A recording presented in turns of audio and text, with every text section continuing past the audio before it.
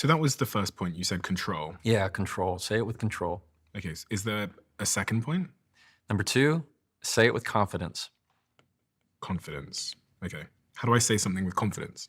You have to first understand what it is. And I don't mean that in like a woo-woo like setting. A lot of people come to me and go, how do I have the confidence to say this? I'm getting up the courage or confidence to say that. It's the wrong way to look at it. Confidence is not what you have before. Confidence is the outcome. And you get to that by saying things that are assertive. What I teach is confidence is as assertive does.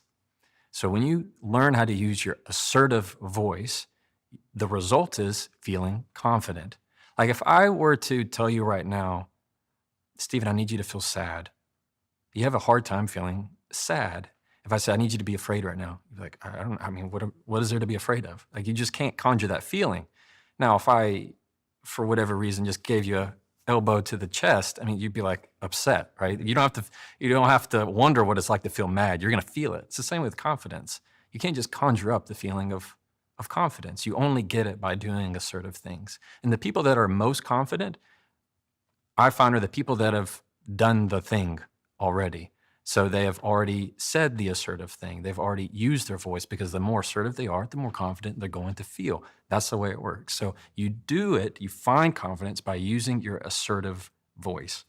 And what is my assertive voice? And how is sort of an assertive voice different to like disrespecting someone? I've got this graph, I think it's taken from your book, Okay. which shows the sort of middle ground of, Yeah. I'll put it on the screen for anyone that can't see, but respecting others sort of versus respecting yourself. And in the middle there, you have your assertive voice. Right. What is my assertive voice? It's a balance. It's a balance between sounding almost passive and sounding aggressive. Assertive says, I'm willing to be direct with you, even in the face of it not going well, but I'm at least going to give you my truth. Or I'm going to say what I need to say without sounding rude.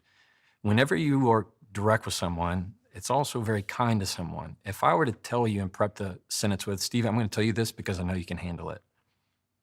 That's different than me going, hey, look, this is probably going to upset you. And I don't mean to upset you, but you just let me know. Like that is whole lot harder. The assertive voice is, I'm going to be very direct. At the same time, I'm going to say it with a sense of doesn't have to do with me trying to push my way. I'm just letting you know where I stand. You don't have to always play nice. That's not what I'm saying. There are times when somebody says something that's terrible to you. You don't have to push back. You just can't be pushed over. And so when you learn your assertive voice, that's where you find ways to speak your truth more easily and more readily. So one of the first words or the lessons of say it and using your assertive voice is that every word matters. The number one culprit of that is the word just. We use the word just a lot. It's probably one of my weaknesses that I have is using the word just. In common conversation, no problem. Nobody cares. But when it comes to having to push a boundary, say something at work, be a little bit more on your toes, just has a way of making you sound hesitant. The most common way we hear that is if somebody goes, maybe an email or a text, hey, just wanted to check in with you. Hey, do you have 5 seconds? Just wanted to touch base with you. It sounds like you're hesitant, as if like, I don't really want to bother you.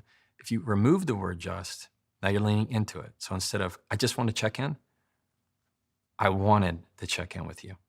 That's a lot more forward